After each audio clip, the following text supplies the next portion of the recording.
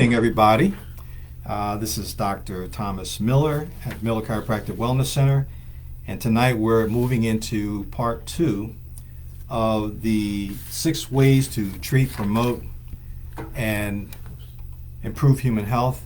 And as we mentioned last week, this is an interactive engagement that we're having, so we really want you to make some comments. If you have comments, if you have any questions, if you agree, disagree with some of the stuff we are talking about, feel free to make comments in the chat box area, okay? So last week, before I get started, I really want to give a shout out to my nephew, Tony, and his wife, Cynthia Bailey. Tony is my nephew, and it was so interesting. My son Tyler and I were doing some work last week trying to figure out how we were going to make this event work better with lighting and putting a board behind us if I need to make some notes on. And we had ordered some products for tonight, but we had them sent to my house, and then all of a sudden this week Amazon Prime had stuff sent to my office, and I'm like, wait a minute, what's going on here? And little did I know that when my son came in tonight, looked at the packaging, and then we looked inside, and we saw this little note in there, "A gift for you." So I really want to thank Tony out there and your wife Cynthia. Love and appreciate you, and I'm going to be coming down to Atlanta in August to attend the DE Chiropractic Philosophy Seminar, and my hope and prayer is that when we get down there, we're going to spend some time with you, at least see you and your family, and have some fun like we did the last time we were down here. So, with that said, as I mentioned, please make comments in the chat area, and so we're gonna kind of refresh a little bit tonight. We last week we started talking about the 6 areas that we're going to be looking at over the course of the next couple of months, in terms of looking at how we can improve human health. And so we talked last week about the importance of exercise. Interesting, I had some patients come in during the week, and today especially I had went over some things with a couple of patients about the importance of exercise, and we know that exercise is so critical. And as we go through this talk and sharing this information, I'm going to be constantly talking about the importance of whatever we do in terms of whether it be exercise, your diet, your nutrition. We're always going to tie this back to the spine, because that's what chiropractic is really all about. It's about the spine and nerve system, and we know that in order for the body to function well, we have to make sure that the spine and nerve system is in proper alignment. And so we can do all the exercises in the world. We can eat right, we can do all the stretching, but if this system here that controls, coordinates and conducts all activities in the human body, if it's not properly aligned, then the body's not going to do what it was designed and programmed to do. All right, and that's really to adapt us to the environment in which we are existing in. So I was thinking about some things. Whenever you do these kinds of talks, your mind is all over the place in terms of how are you going to present, what am I going to say, and how to get the message across to people. I'm a big firm believer that when we look at all the healthcare professions out there, I'm a believer deep down in my heart and soul that chiropractic, to me, is a care plan program that everyone should be involved with. I don't care who you are. We know that today, for example, most of your world-class athletes, I would say the majority of them are under chiropractic care. So let's talk a little bit tonight about moving into the nutrition and diet. And we know that something I just want to read here says that studies show that we are not getting the nutrition we need from the foods that we eat. And for example, we know that spinach once contained 158 milligrams of iron per 100 grams, and today it contains like 2.2 milligrams of iron for the same serving. Nutritionists strongly urge vitamin supplementation to ensure better health. So what is that telling us? It's basically telling us that the foods that we're getting today, for whatever reason, the way crops are grown, and with things that farmers are putting on plants to for as pesticides and things like that, could be creating a lot of problems, and so that becomes a concern for all human beings. And so once we know that, then we have to start thinking about, okay, if I'm eating the right foods, but the nutrients that are supposed to be in the food are not like it was, years ago, then what do I have to do? Well, then what we're going to need to do is, like what I do, is we're going to have to supplement. Okay, we're going to have to supplement. Maritza, how are you? So good to see you on here with us. It's been a long time. We miss you. We love you. So we have to be conscientious of what we're putting into our bodies. So I have a special interest in terms of the whole thing with food and in our communities. I grew up in the environment. For me, my mother's Mexican. My father was African American. My father unfortunately was killed in a train accident when I was 4.5 years old. My mother remarried, Puerto Rican guy, and so I have this interest in making sure that in our communities, I'm as a chiropractor and as a doctor, as a healer, I'm concerned about all human beings. All human beings. I don't care what nationality you are. I think we all deserve to have a great quality of life. But in our communities, I look at in the African American, Hispanic communities, and truly, sorely, in some of the areas of communities where Caucasians are not getting what they deserve in terms of the foods that we need. You hear the term sometimes food deserts, and I think it's true that we need to do a better job at making sure that in our communities we have places that we can go to that provide us with the proper fruits and vegetables that are going to be more valuable to human health. It's interesting. I'm sure some of you guys have seen on PBS Dr. Joel Fuhrman. He has a great book here. I would strongly recommend that you get it. It's called Fast Food Genocide. Why I like this is, I met Dr. Joel Fuhrman years and years ago when I was getting started through the chiropractic profession, really even before that, because I'd always been very interested in health and wellness. And I remember as a young person, I was probably 19, 20 years old, and I would go up to Amherst, Mass, at Amherst University during the summers for a week-long program for nutrition and diet and things like that with Michio Kushi. That was with the Macrobiotic Society. So I was always involved with stuff. And so while there, I had the opportunity to meet Dr. Joel Fuhrman because he was a big supporter of that. And young, we're pretty much about the same age, but he was going as I was learning and studying and things like that. But what I like about what he's done, and he has a very interesting chapter in here, talking about food and how it impacts behavior. And I found it interesting that he was able to make a direct correlation with the foods that we eat, okay, and especially in minority neighborhoods, and the rate of the rate of crime, so that when people are consuming a lot of processed foods, the cakes, cookies, candies, and ice creams and things like that, on a continual basis, because many times people can't get to produce stores, and as a result of that, we have a situation where we see a lot of chronic diseases in our communities. And I think that for me, as a chiropractor and someone who's interested in making sure that people really take good care of their health, I think it becomes very important that we really, really start looking at what can we do within these communities, within our communities, where we have what we call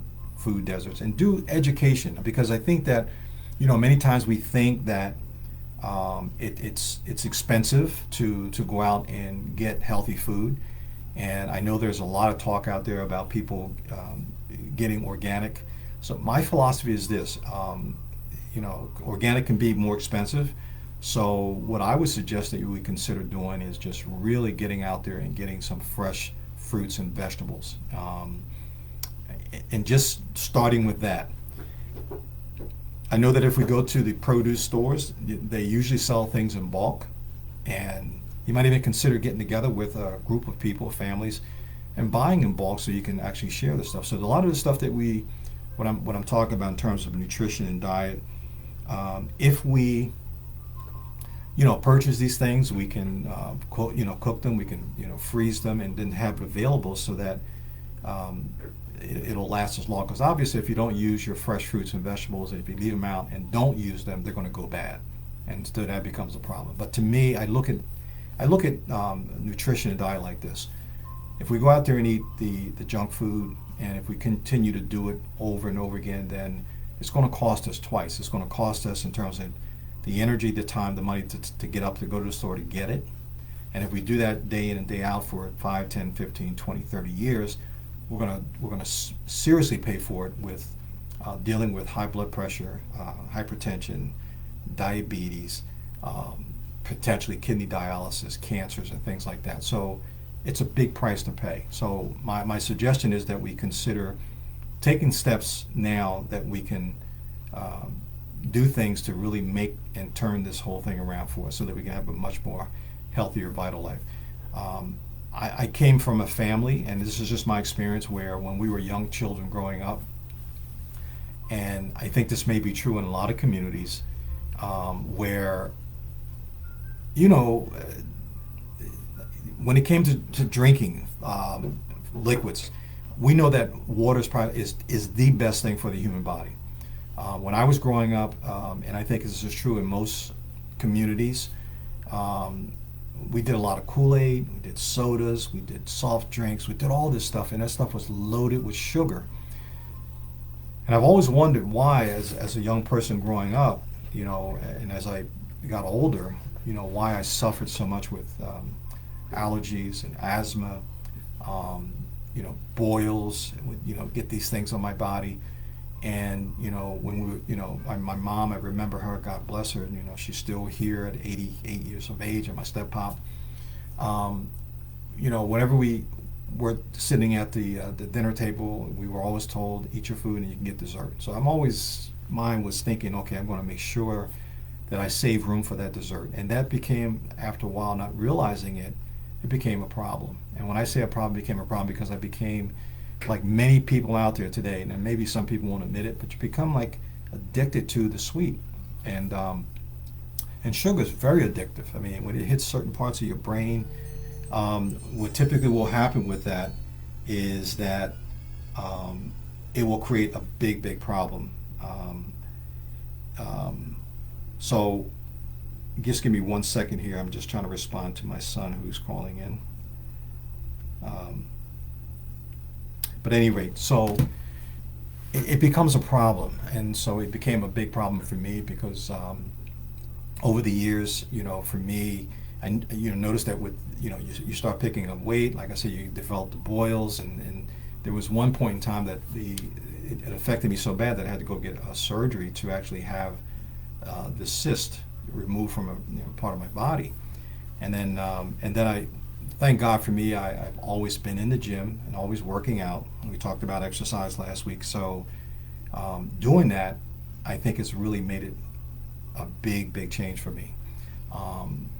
And to this day, there are times that I didn't go to the gym, and during those times I didn't go because I just, I had an injury to my lower back, and as a result, I didn't go. But now that my body's healed up, I'm back in the gym 6 days a week. I'm there Sunday through Friday, and typically I get in there, at 5:30, 6 o'clock, and I put in an hour. That's it. I might think that you need more than that, but for me, I've learned over the years that I don't need all that to do that. So, as we move forward, I wanted to, again, really stress the importance of your eating habits are very important. I'm a big advocate of the intermittent fasting now because I think it, to me, and that's not for everybody, but I really believe that the intermittent fasting works really well. I mean, being able to get up in the morning, used to, I remember listening to a doctor, and people would say breakfast is the most important meal of the day, and he said, no, that's not true. What's most important to you is the first meal that you eat is the most important meal of the day. So for me, I've really trained my body now that I don't eat anything typically until around 1, 2, or 3 o'clock in the afternoon, and I really try to make my eating window from 1 or 2 o'clock until like 8 o'clock at night. And through that window of 8 hours, I want to be able to consume 2 really good meals to help my body function well. Okay, so that becomes very important. So if you want to know what that looks like for me, it is like I get up in the morning. When I get to go to the gym, I take a 33-ounce bottle of water with me. And in that 33-ounce bottle of water, I will take an ounce out, and I'll put like an ounce of Bragg's apple cider vinegar. And so when I go to the gym, during that hour, I'm just drinking that water down. So I try to have that 33-ounce down. When I get done, I come home. I'll either go into our sauna for 30 to 40 minutes. Then I go and do my prayer, do my meditation. Then I make sure when I come to my office, again, from the time I get here until 1 o'clock in the afternoon, I'm just drinking more water. So I try to get another 33-ounce bottle of water down during that period of time. And then at 1 o'clock, I leave here. I'll typically go home, and I'll have, some fish or something like that, broccoli, just a lean and green type of meal plan. And that's pretty much what I'll typically will do.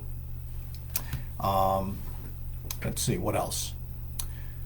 So again, and with all this being in there, I also make sure that throughout the week, I make sure that I get adjusted. Okay, I go to my chiropractor, I get adjusted every week. Some days, some weeks I'm in there 3 to 4, 3 days a week, sometimes 2 days a week, but never is it less than once a week. And again, I don't have the pain in my back at this point here now. My body's healed up really well. Also, I want to say to you that, those of you that are out there, that if you're feeling a lot of joint pain and discomfort, I want you to know that your diet may have a lot to do with it. So in other words, if you're eating a lot of foods that have a lot of saturated fats, sugars, all the processed stuff that is out there, it can actually create inflammatory processes, and you may wind up having a lot of joint pain. Okay, so again, as I mentioned earlier, if you have any comments, please say something. If you have a question about something in the chat box, just please put it in there for me, and I'll do my best to see if I can answer it. Okay, so the next thing I want to talk about is, when we talk about this next step in terms of how we can go about healing, is the medical chemical. And it's interesting, when we think about the healthcare field today. It's sad, and I'm not knocking medicine in any kind of way, but it's really become to me a system where, unfortunately, people go, and whenever they go, they wind up having to take some type of medication. Okay, and there's nothing wrong with that, because I really believe that when we think about America, I think they're really top when it comes to emergency care.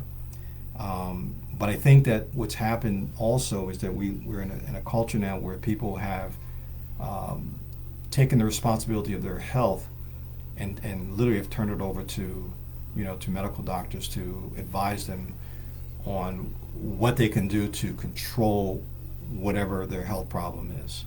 Okay, which I think is really a tough thing, because if we don't work on, like I had a young person come in, and I'm talking, and I said, okay, you're here for X, Y, Z. What else do you have that, even if you don't think we can help you with it, that is a concern for you? And again, in my experience here, and I'm not here as a chiropractor telling you I cure any of that stuff, because I don't. What I do is work with the spine. If there's misalignment, my job is to adjust the spine to help the body get those vertebrae back into alignment so the body can do the healing on its own. But what I try to share with people is that it becomes important that we begin to learn how to take care of ourselves. It's like physician heal thyself. Well, you are the physician. Your body's the physician. Your body knows exactly what it needs. And I think if we, it becomes important for us to listen, learn, and start understanding things that we can do to bring about health and healing. I firmly believe that, a lot of what's going on in our bodies, if we were to, just change our eating habits, okay? I know the difference. I mean, I'm sure some of you out there, you can, let me know if this is true for you, that if you're eating well, you have a tendency to feel and function better. And on those days that you, like, it could be, let's say it's over a weekend, you have, a party to go to, maybe it's, somebody's graduating or someone's birthday or whatever, and you go there and you just eat all kinds of stuff. And then the next day or over that weekend, you feel a little lethargic. You may wind up having a headache. You may even develop flu symptoms because, again, you overload the system, the body doesn't know how to respond to it, and it responds by sending out these signals. You may wind up getting a fever, you might get the chills, you might, some of you may have experienced that. So it's important that we understand that, because when we do, then we can start making a distinction between when we eat good and when we don't.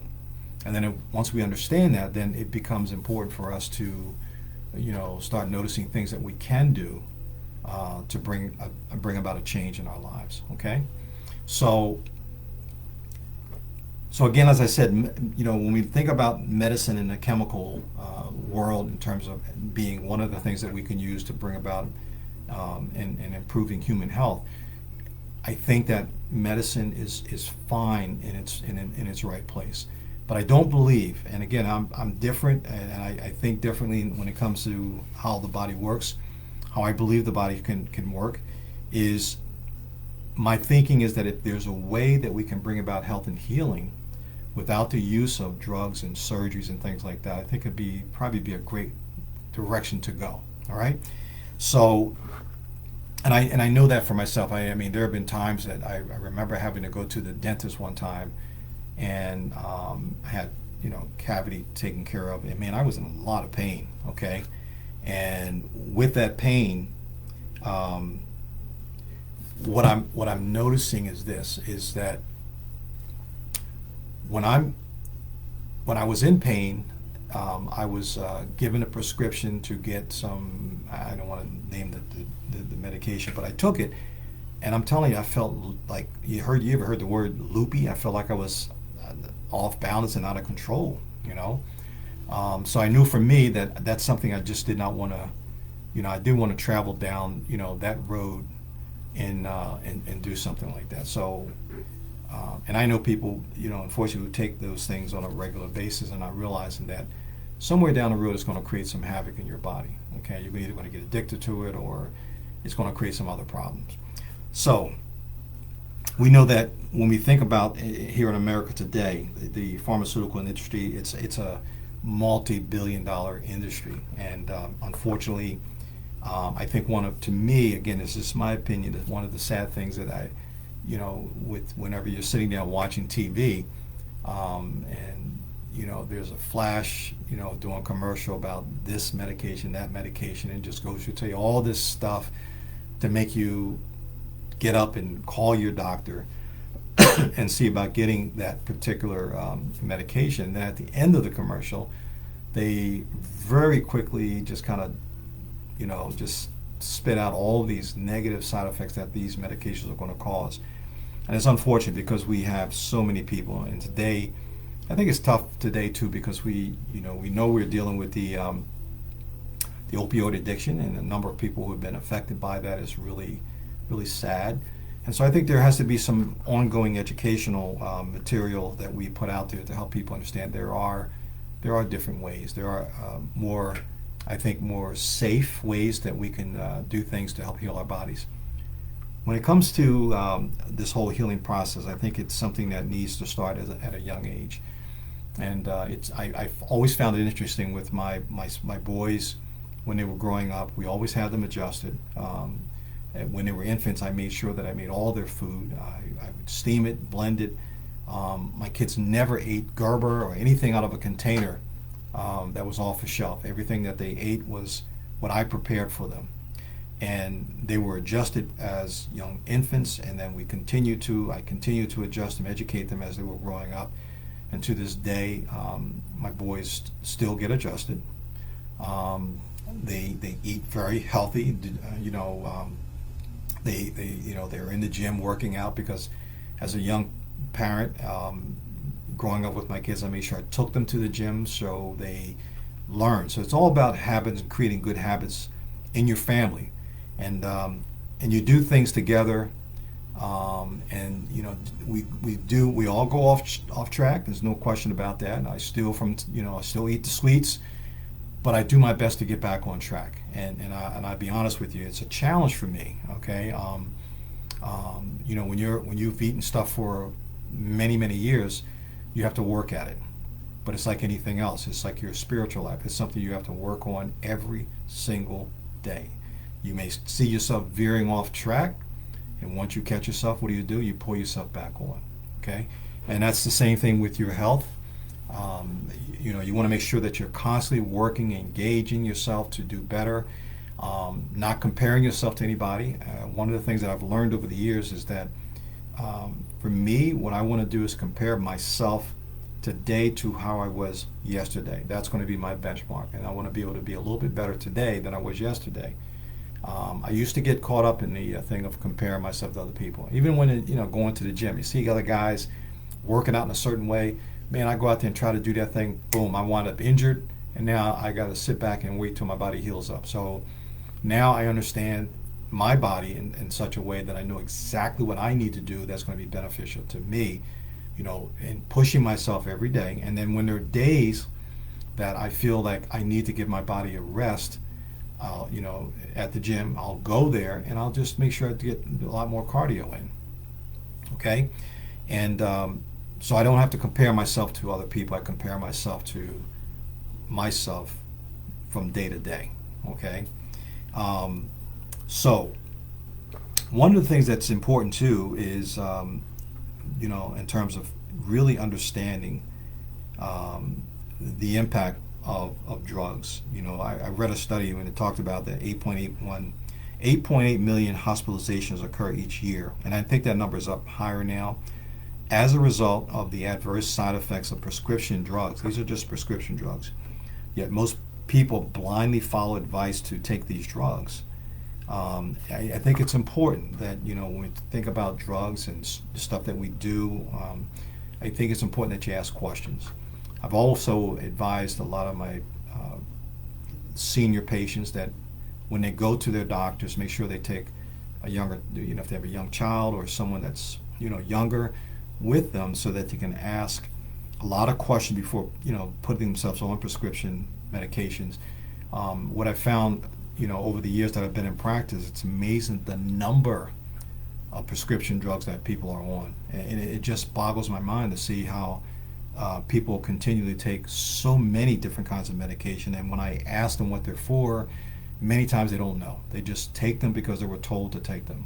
And so what I've experienced over the years many times with these, with these medications is that you take one for a period of time, and then if that's not working, you may have to go back, and you may wind up having some symptoms from that, and then you have to take another medication to deal with those symptoms that other medication causes. It's like a ongoing spiral that occurs, and I think it becomes really important that learning what the medications are, how they're what they're supposed to do, how they work, and what kind of impact are they going to have on you, and what are the side effects, and how by combining them together, what kind of impact it can have on your body. Okay, so it becomes important that we understand that. So my hope is that you got a little bit of something out of this tonight. We will be back here in 2 weeks, and we're going to continue this discussion about the 6 ways to treat, promote, and improve human health. So the areas that we're going to be engaging in is, last week we started with the exercise and nutrition, and we add a little bit more on tonight about nutrition, and also the medical chemical.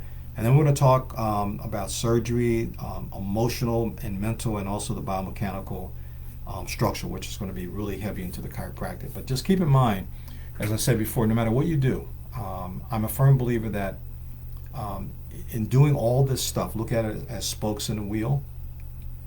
And I believe that chiropractic being at the center of that wheel, that whatever we do, we have to always come back. I always think about what Thomas Edison said. He said that the doctor of the future will give no medicine, but he will interest himself in the care of the human frame in diet and nutrition. Okay? And to me, that is the chiropractic model. Okay? And that, I think we should have a team of doctors that we work with. Okay? And not knocking any one of them, but I firmly believe that chiropractic should be the center point of that whole thing, because we know that if you look at any of the anatomy and physiology books, you're going to find that the brain and nerve system is the system that controls, conducts, coordinates every activity of the human body. And chiropractic is that field where we make sure that that system is properly lined so that the body will have the ability to receive messages from the brain down to the spinal cord, to the nerve, going out to every organ, cell, and tissue. And in order to have that happen right, the spine has to be, those 24 movable bones in the spine have to be in proper alignment in order for that to happen. Okay? So it is now 6:31, so we're going to cut it here, and we hope and pray to God that you guys had a great time. Always remember that if you're out there and you would like to come in for a complimentary consultation, all you have to do is call our office at 609-383-9121, and we'll be more than happy to invite you in to go through a consultation, and no charge for that. And just remember that we will be here on the second and fourth Tuesday of every month. And at some point, we're going to be inviting some of our patients on to share their experience of being under chiropractic care and engage with the audience out there about how they have experienced chiropractic over the years. I firmly believe that every person on the planet should be under chiropractic care. You just need it. We all need it. Okay? I have my whole family under chiropractic care. My mom and pop, my brothers and sisters that are here, living here locally, my sons, I got cousins. We have them all under chiropractic care. We think is one of the best things that they can do. Diana Hughes, I love you. Diana's a good patient of mine who's been there for, been in our office for almost 30 some odd years. Norman Jones, good to see you. I hope you're enjoying Florida down there. Another great friend and patient. We really love you and miss you, man. Okay, so look, we're gonna cut it here. We look forward to being with you again. You can share this with a lot of your friends out there, and just as I said, we'll be back in here on May the 10th and on May the 24th of next month. Okay, so have a great evening. Thanks for being here with us, and I hope and pray to God you guys had a great learning experience tonight, and we'll see you back here next week. 2 weeks from now. All right, thank you.